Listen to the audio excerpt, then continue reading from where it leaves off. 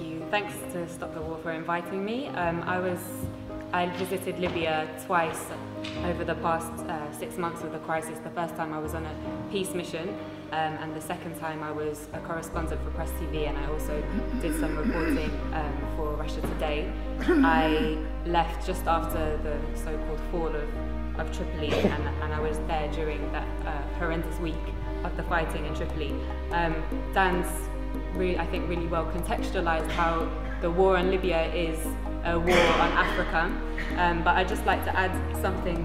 Dan mentioned how NATO have been targeting the over 100,000 soldiers in Libya, but there were also thousands of ordinary men and women. There were a lot of women who volunteered since the beginning of the crisis to defend their country, and they were armed by the government.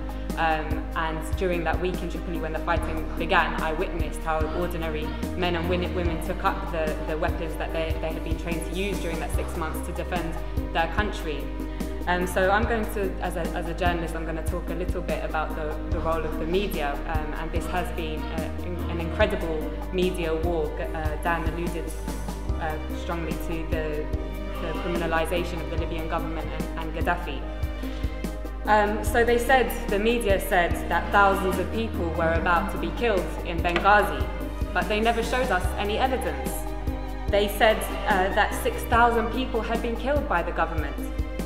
Human rights organizations have confirmed that approximately 250 have died from both sides.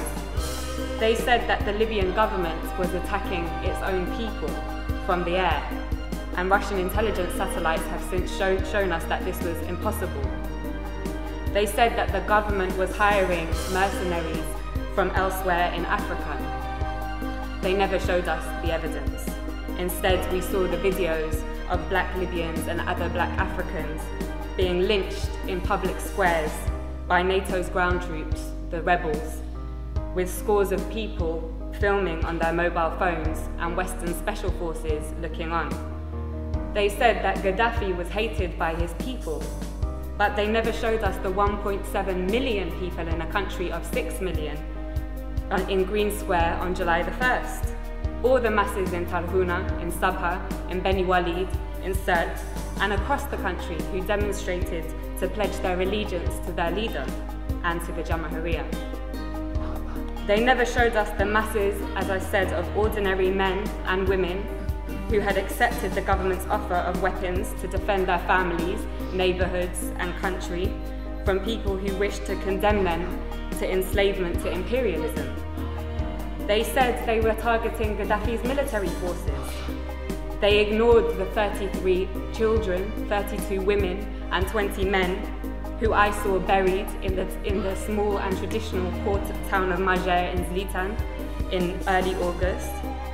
They said on August 20th or the 21st that Tripoli fell without resistance. But they didn't tell us that in 12 hours alone, 1,300 people were massacred in that city and 900 were injured. They said that Tripoli fell without resistance and that Saif al-Islam had been arrested and captured, and that Gaddafi's compound Bab al-Ziza was taken by the rebels.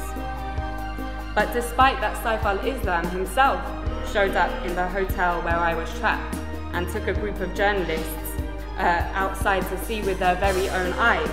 They didn't show us the thousands of people filling Bab al-Ziza and the streets of Tripoli waving the green flag on the night of August the 22nd. They said that Tripoli fell without resistance.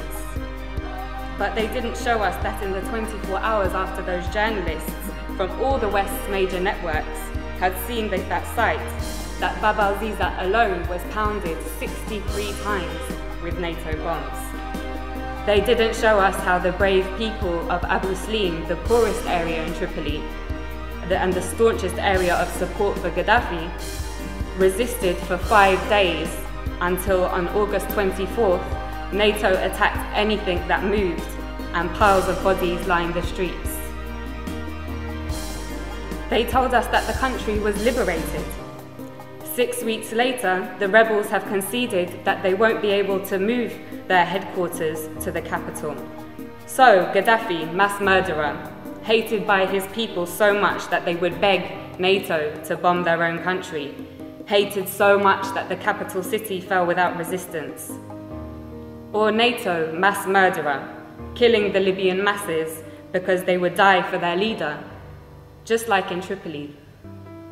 I know which one we have mountains of evidence for. In fact, there is so much evidence that even the Conservative Party's own mouthpiece, The Telegraph, has been unable to hide from it. A resident of Sirte, Susan Farjan, said, "We lived in democracy under Muammar Gaddafi. He was not a dictator. I lived in freedom. Libyan women had full human rights. It isn't that we need Muammar Gaddafi again, but we want to live just as we did before." In the same article, 80-year-old Mabruka says, "Life was good under Gaddafi. We were never afraid." Again, in the same article, another elderly lady says, "They are killing our children. Why are they doing this? For what? Life was good before."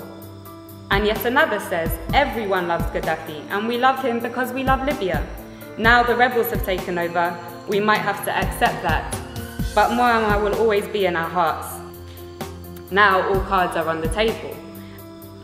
Leaving the Rixos Hotel, where I had been trapped for 5 days, was the most surreal and probably the worst day of my life. It was a bad day. The safe, secure, welcoming city, full of life and warmth that I had driven through days previously had transformed.